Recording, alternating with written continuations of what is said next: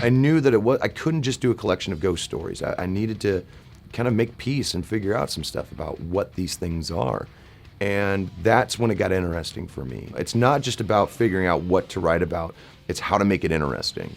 And if it's not interesting to me, I'm not gonna read it, let alone write it, you know? So for me, it made more sense to kind of try to find that unique spin. Came down to, well, I've had all of these experiences, and yet every explanation that has been offered to me has not been satisfactory, whether it's religious or complete dismissal by the skeptics, or the purported ghost hunters that get more and more reactionary with every series. I'm more interested in the proof of it. I want to know what this is instead of just kind of going, ah!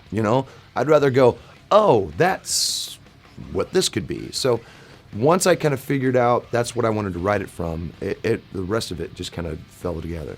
A lot of the work I do is on the road, so I do it when I've got like all this downtime, and there's surprisingly a lot of it, and you just try to take advantage of the time that you have, because when I'm at home, I like to just be with my family. I like to just be a dad, be the guy who's making lunch, dinner, breakfast. I like being the guy who is the dad, and then I lay on the couch for an hour and do nothing but drink coffee and scratch myself. That's what I like to do. When I'm on the road, it's a great way to keep my mind focused.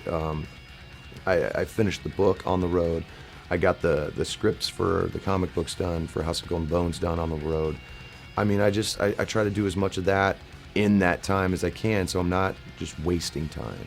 I don't knock how people feel. I knock the religion itself, and the reason I do that is because so much of man's fingerprints are on that religion and less God's. If there were more proof of God, I'd probably believe more in it.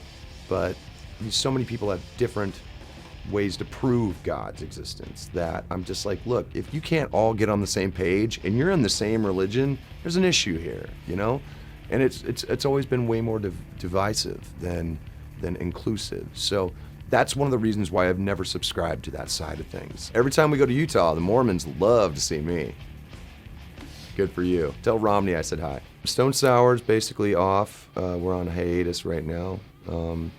Maybe possibly do some twos and fews here next year. Slipknot is doing one show definitely in South America in October. Possibly two. Starting at the beginning of next year, we're going to start throwing some new music at each other with Slipknot and start putting the seeds together for a new album. So that's essentially the extent of my plans. Maybe lose 10 pounds, get in better shape. It's weird when your heroes become your peers. There's no real handbook for that, Maybe that's my next book. Scott has been one of my good friends for 14 years. You're talking about guys who, when we were first coming out, they didn't have to be nice to us. They didn't have to be as open and as welcoming as they were. I met Scott on my birthday in '99. It was the day before. We were playing Boston together, actually. And it was this weird radio show at a place called the Avalon, which people who are from Boston will definitely remember because they ended up tearing it down or basically renovating it or whatever. And we played, and Anthrax was on right before us, and this was John Bush era. So it was very strange for us to be not only meeting Anthrax for the first time, but then they're opening for us. It didn't compute to us, but they were great. Like, every one of them was amazing. They went to do Bring the Noise, and we were all standing side of stage watching them because we're fans, And all of a sudden, here comes John Bush, and he throws me the mic. He doesn't know me from Adam. And I know Bring the Noise. That's like one of my favorite songs. So I grabbed the mic and I just went for it, nailed it, threw it down, jumped in the audience, and we hadn't even played yet, man. We hadn't even done our own set. So we really hit it off. That's how we cut our teeth. It wasn't like we, just made one album on analog 2-inch and then went right to Pro Tools. We learned how to do that over years of practice and years of doing this and years of doing that. When we did make the jump to Pro Tools, it was almost weird. It's like, what do you mean what? I don't have to wait for the tape to rewind.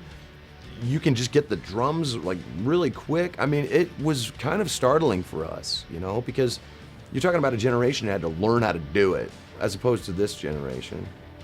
And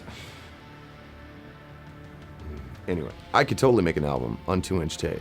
Like I'm very confident that it would be probably, it'd be amazing. You know, it'd be amazing to go back to that. To me, you use Pro Tools as a tool. You don't use it as a Band-Aid. You don't use it to paint over the fact that you have zero talent. Nothing's more offensive to me, to be honest, that most of these artists are getting away with murder when it comes to music.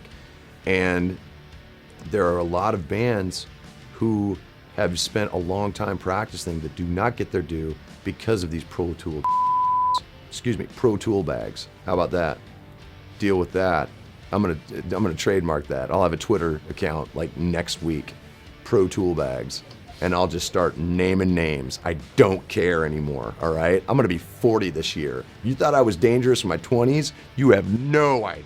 We're breeding a world where mediocrity is really elevated to this ridiculous status, and it's pathetic.